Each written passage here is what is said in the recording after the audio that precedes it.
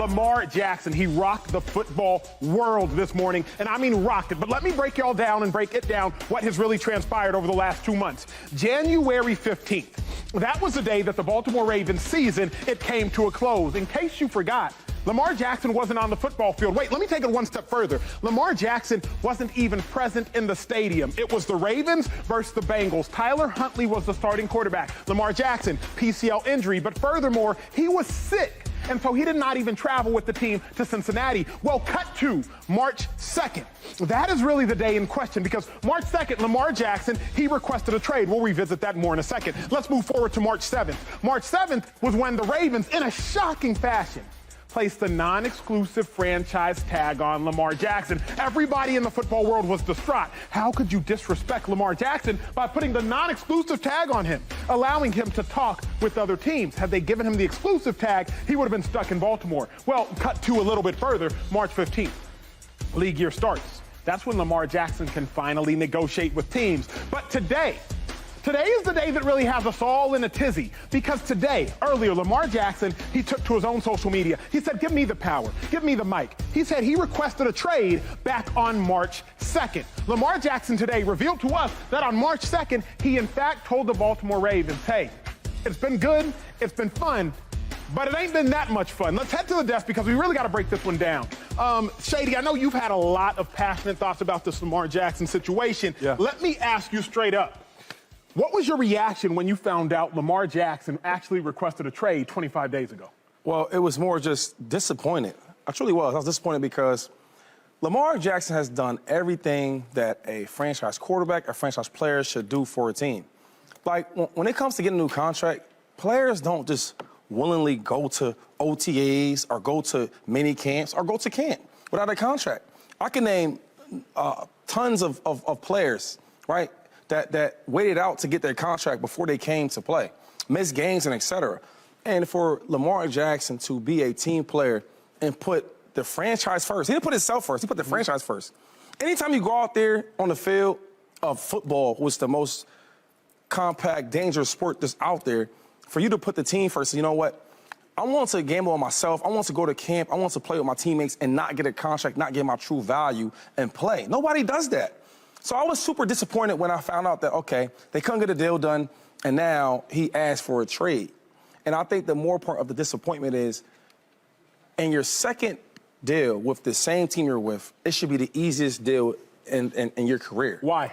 The reason why is because, first of all, they draft you, right? Organizations, guys in the front office, they all want to seem smart, right? Lamar was the first quarterback in the first round that got drafted in that draft class. Now this guy becomes the MVP. He becomes what? The best player, maybe the second best player in that draft class, him or Josh Allen, however you want to slice it. That looks good for the team. So now, why won't we pay him? Why won't we keep him for a long time? Every quarterback in their second year, they play with the team that drafted them. We can sit here and think about it. There's not a lot of quarterbacks that don't, not even quarterbacks, the great ones, top players. Yeah. They don't leave. They don't hit free agency. They don't hit the market. So knowing that Lamar Jackson, what he did for this organization, it's a slap in the face like, dang, man, I did all this for you, right? I didn't leave the notes. I did everything for you, and this is the respect I get. That's terrible. So I was truly disappointed. Disappointed. Joy, where did you stand on all of this when you saw Lamar Jackson requested a trade? I'm not surprised. Everything Shady said is true. This was an inevitable outcome. How dare you? Actually, Lamar Jackson. Lamar Jackson is a premier player in the league. Not just with that team, not just with quarterbacks. He is one of the faces of the NFL. Right. He is the perfect representation of what you'd want in a franchise quarterback. What is the issue? It cannot be the availability due to injury. It just can't. There's other players who have had more injuries. You think Joe Burrow is not going to get a deal done? Right. Joe had a major surgery, a major injury he came back from. Lamar hasn't missed as many games as people think. It's just that he's missed games when it's mattered most for the past 2 years, so it feels that way. Lamar Jackson is quintessential to the success of the Baltimore Ravens. He knows that. We all know that. Quite frankly, the Ravens know that. They just don't want to write the check to reflect that, which is fine, but this leaves Lamar in a situation where he played the good guy role, everything Shady said. They didn't reward him. Well, now I got to be the bad guy. Yeah. And I have to look out for me. And we should expect this from Lamar Jackson. So I'm in no way surprised.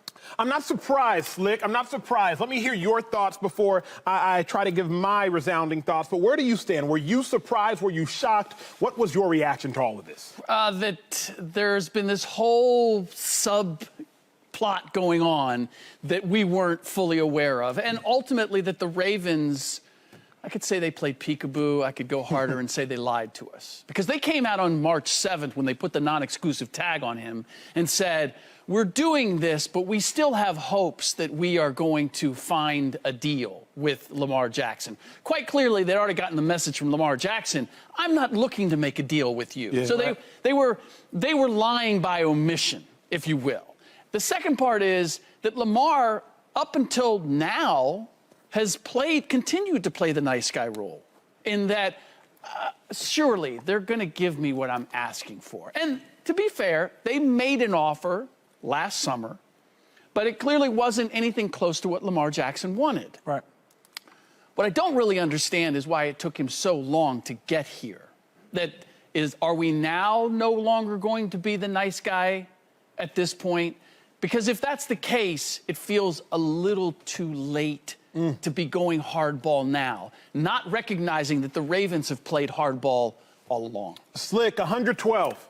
112 is the number. 112 days is how many days Lamar Jackson has to wholly and inexhaustibly be a bad guy. Why 112 days? Because July 17th is when Lamar Jackson has to now sign the tag. Okay. That is the date in which Lamar Jackson, if you ain't signed that tag by then you are going to play under that tag, or you are not going to play at all for the Baltimore Ravens. 112 days is how long Lamar Jackson has to negotiate a long-term contract with the Baltimore Ravens or somebody else. 112 days. Y'all mark your calendars, commit it to memory. Lamar Jackson is still being too nice for my liking. He requested a trade. But if you want to get paid, you got to demand a trade. You don't say, hey, I would like to be traded. You say, you all are trading me or else. And that or else can just be ambiguous. And let them live in the fear of what that or else might look like.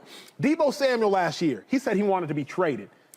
But being traded is a tactic. It is a means to an end. It's not the end. You don't really want to be traded. Yeah. You want to be the highest paid at the position. Lamar Jackson doesn't actually want to leave Baltimore. He wants to be the highest paid at the position in Baltimore. But more than he wants to be in Baltimore, he wants to be the highest paid at the position. Requesting a trade, like Joy said, it's really just the next move you have to make in the game of chess towards getting paid what you want to get paid. And we've seen it time and time again. Yeah.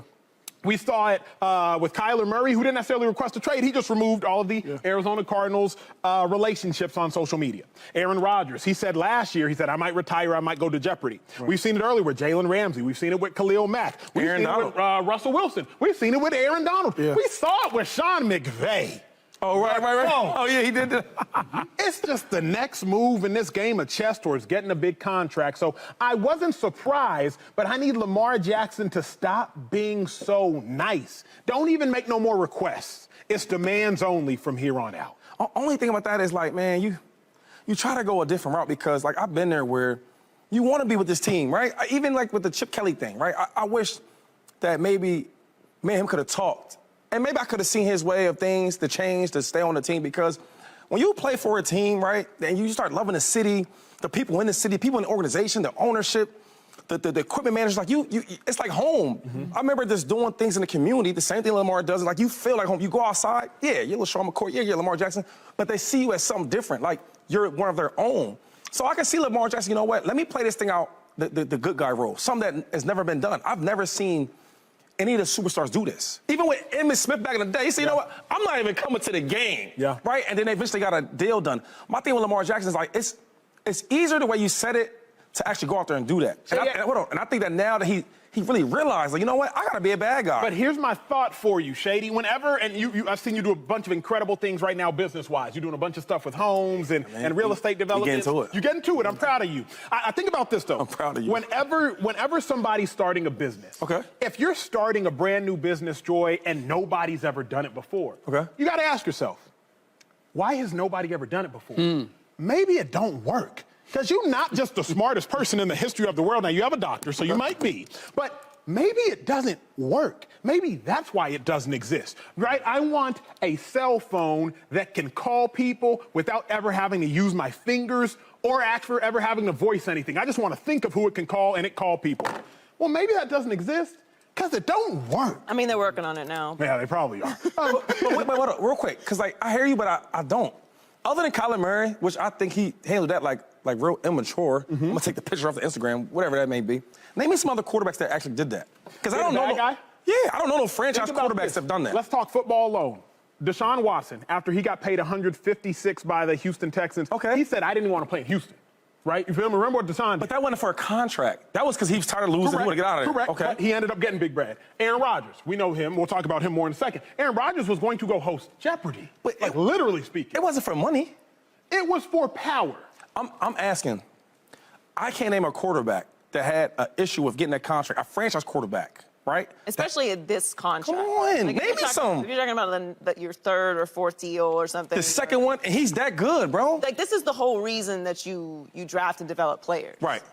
Particularly at that position. Like, if you find a franchise quarterback in the draft, which for the level that Lamar Jackson's playing at and has played at is actually a steal when you consider where he was drafted at. A steal. He is second round. They took another player before him. Yeah. In the draft. So he was actually the Ravens' second pick in the draft. So he's overachieved, really, when you can consider all things. Yeah. This is what he had to do. That's why I say I'm not surprised. This was the next step. Yeah. This was, unless the Ravens just woke up one day like, let's just pay him.